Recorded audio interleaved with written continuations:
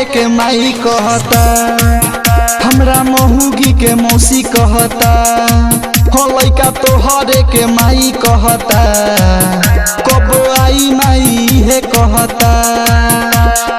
ओही दिन से सुना जानू रोवता चिल्ला के, ओही दिन से सुना जानू रोवता चिल्ला के, सोझा माई के साफा कहता, हमरा महुगी के मौसी कहता, लइका तोहरे के माई कहता, कब आई माई हे कहता।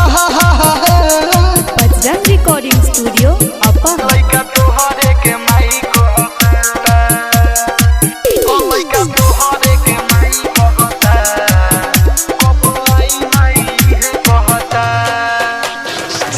कब आई माई हे कहता।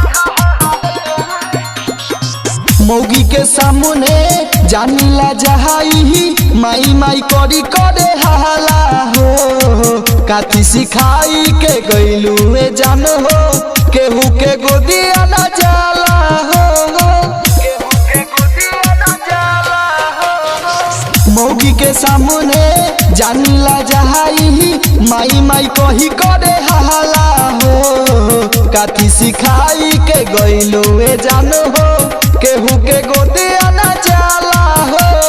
रखी देता सुना जानू सबके पागला के, माई ओकर देखतिया, हमके गुरना के नहीं पिएला दूध खोजता, लइका तोहरे के माई कहता, कब आई माई हे कहता, अपना माही के मौसी कहता।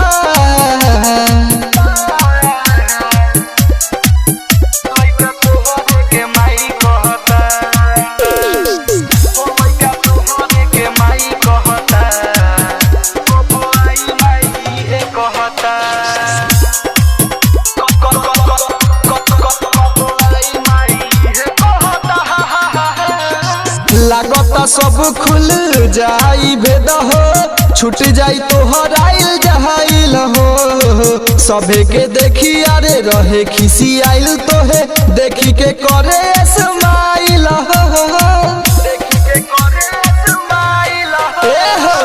लागता सब खुल जाई भेद हो, छूट जाई तोहर आइल जहाइल हो, सभे के देखी अरे रहे खिसी आइल तोहे, देखी के करे स्माइल हो।